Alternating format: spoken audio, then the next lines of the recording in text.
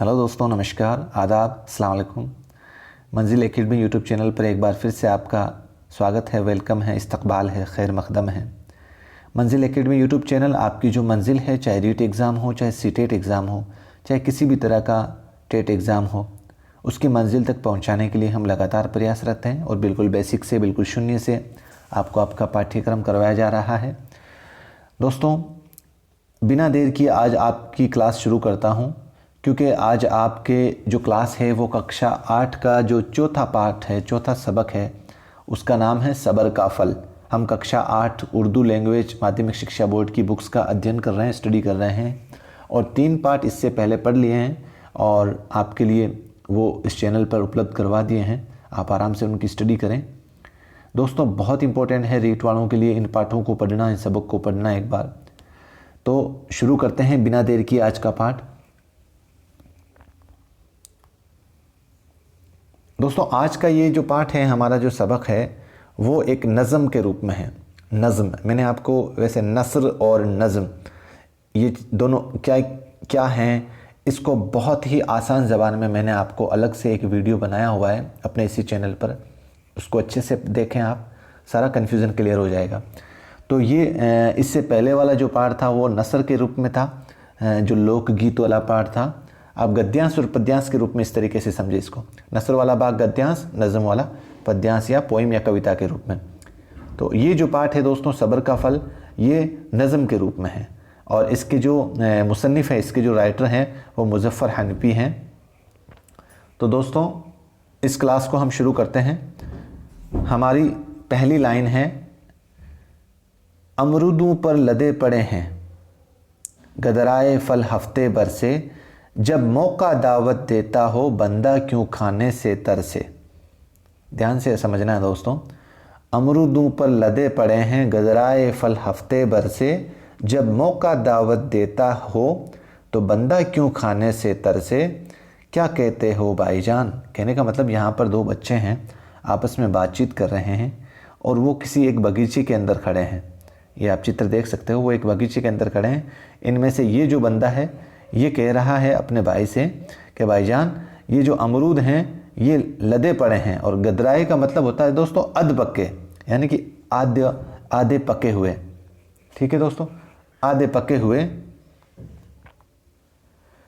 कहने का मतलब दोस्तों, इसमें ये जो बंदा है, ये अपने दोस्त से कहता है, भाईजान आप देख रहे हो कि यहाँ पर अमरूद हैं, जो कच्चे अमरूद हैं वो हफ्ते भर से यहाँ पर पड़े हुए हैं, और जब मौका दावत देता है तो बंदा क्यों खाने से तरसे। यानी जब हमारे सामने ये अमरूद ऐसे ही पड़े हुए हैं और कोई देखने वाला भी नहीं है, तो हम क्यों तरस रहे हैं भाईजान। हम इसकी दावत कर लें क्या, हम इसको खा लें क्या। क्या कहते हो भाईजान। ये बच्चा जो है वो इस बच्चे को कहते हुए ये बात कहता है। आगे वही बच्चा बोलता है कि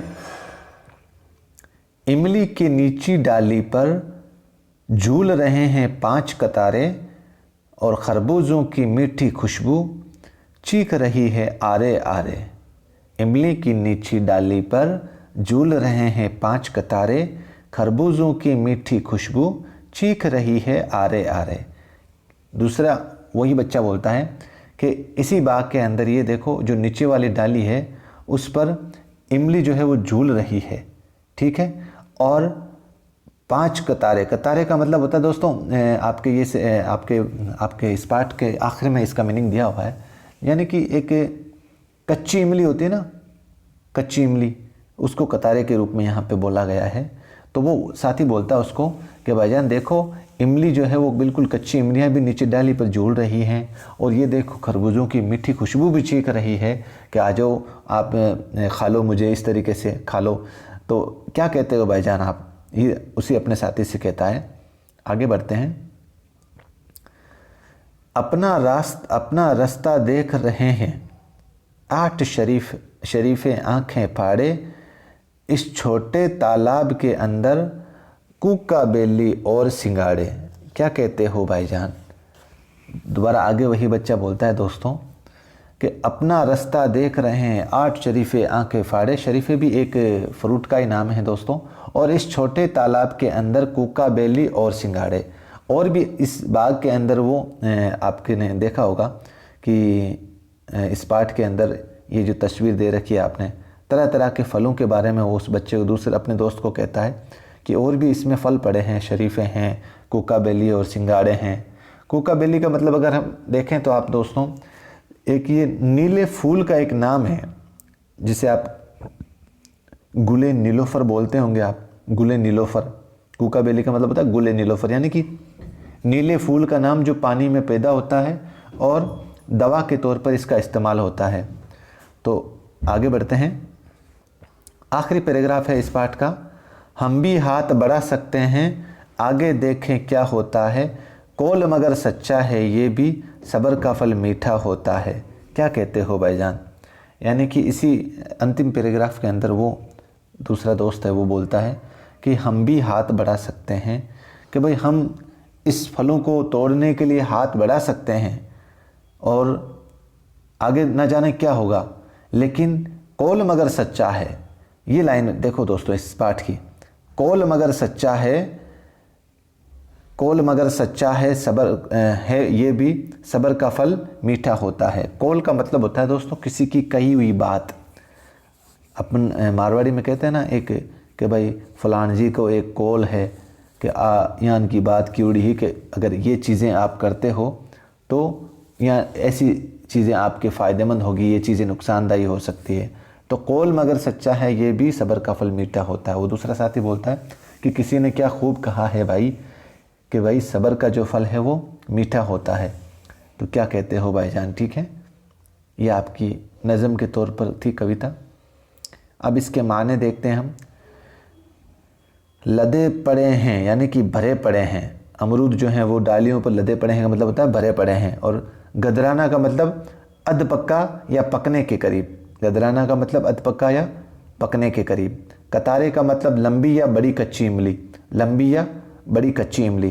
कौल यानी किसी की कही हुई बात। और कोका बेली यानी गुले नीलोफर या कंवल। कोका बेली ये नाम थोड़ा सा मुझे लगता है कि भाई इसको थोड़ा सा ध्यान से देख लेना आप। कोका बेली इसका मीनिंग पूछ सकते हैं। नीचे लिखे लफ्ज़ों को बुलंद आवाज़ से पढ़ें। कतारे, खुशबू, कोका बेली। गौर कीजिए, इस नज़म की खूबी यह है कि इसमें बच्चों की एक ख्वाहिश को बहुत आसान ज़बान में पेश किया गया है। ये लो जी, आपको इस पाठ का पूरा जो उद्देश्य है, इस पाठ का जो मकसद है वो बयान कर दिया गया है इस लाइन के अंदर। इस नज़म की खूबी क्या है? इसमें बच्चों की एक ख्वाहिश को बहुत आसान ज़बान में पेश किया गया है। और बाग में फल देखकर उसे खाने की ख्वाहिश होना फितरी बात है भाई, एक आम बात है। लेकिन बाग अगर किसी और का है तो हमें इस बाग के फल तोड़ने का कोई हक नहीं है। ये दोनों बातें इस पाठ का जो मेन उद्देश्य है, वो जो मेन सीख है बच्चों को देने की, वो इन दोनों लाइनों में आ गई है। नज़म में किन फलों का जिक्र किया गया भाई?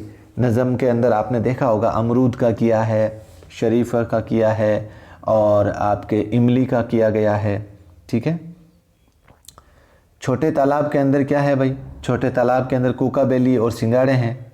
इस शेर का मतलब लिखिए, कौल मगर सच्चा है ये भी, सब्र का फल मीठा होता है। यानी कि इसका मतलब ये होता है कि भाई किसी ने सही लिखा है, बिल्कुल सत्य लिखा है, सच लिखा है कि सब्र करने वाला, सब्र जो करता है इंसान, उसको फल हमेशा मीठा ही मिलता है। जैसे हमारे कुरान करीम में एक आयत भी है, इन्नल्लाह मअस साबिरीन, यानी कि बेशक अल्लाह सब्र करने वालों के साथ है। ठीक है। नीचे दिए गए लफ्ज़ों के को जुमलों में इस्तेमाल कीजिए। खुशबू, तो आप इसको इस तरीके से देख सकते हैं, इस्तेमाल कर सकते हैं कि आज मैं शादी में गया तो मेरे दोस्त कलाम के कपड़ों से बहुत खुशबू आ रही थी। ठीक है। और सच्चा, सच्चा मेरा दोस्त अहमद सच्चा इंसान है। सब्र, सब्र आप इस तरीके से लिख सकते हो कि मैं घर में सबसे बड़ा हूँ लेकिन सबसे ज़्यादा सब्र करने वाला इंसान हूँ। मौका, आप मौका इस तरीके से इस्तेमाल कर सकते हो वाक्य में कि मेरा ये रीट का फर्स्ट और आखिरी मौका है, यानी कि पहला और आखिरी मौका है। अब मैं इसमें एक अपनी सीट नहीं छोड़ूंगा। आगे बढ़ते हैं। अमरूद, इमली और शरीफा फलों के नाम हैं। अब ये लाइन देखो दोस्तों, मैं कह रहा हूँ ना, आपका ग्रामेटिकल पोर्शन आपका इन किताबों से पूरा हो जाएगा इंशाल्लाह। लगभग आपको ग्रामर जो व्याकरण है उर्दू की, वो आपको काफ़ी हद तक इन किताबों से पूरी हो जाएगी। तो यहाँ समझना है, अमरूद, इमली और शरीफा फलों के नाम हैं। किसी शख्स, जगह या चीज़ के नाम को इस्म कहते हैं। मैंने अच्छे से एक्सप्लेन कर रखा है दोस्तों इस्म वाले टॉपिक को। हिंदी के अंदर आप संज्ञा बोल सकते हो, इंग्लिश के अंदर आप नाउन बोल सकते हो। तो संज्ञा किसे कहते हैं? किसी जगह, शख्स या चीज़ के नाम को इस्म कहते हैं। जैसे नजमा एक लड़की का नाम है, दिल्ली जगह का नाम है, किताब एक चीज़ का नाम है। 5 ऐसे जुमले लिखिए जिनमें किसी इस्म का इस्तेमाल किया जाए। तो आप अपने इसको समझकर अपने रफ़ कॉपी में 5 ऐसे जुमले लिखना जिसमें किसी का इस्म का नाम आना चाहिए। ठीक है दोस्तों। अब ये जो पोर्शन है ये आपने पाठ पढ़ा होगा, इसको आराम से देख सकते हैं। बाकी ये आज का चैप्टर यहीं क्लोज़ होता है। दोस्तों कैसा लगा आज का ये चैप्टर सबक, और आपके दिमाग में बैठा या नहीं बैठा? कोई डाउट है तो ज़रूर मुझे कमेंट बॉक्स में कमेंट करें, इंशाल्लाह जवाब देने की कोशिश करूँगा।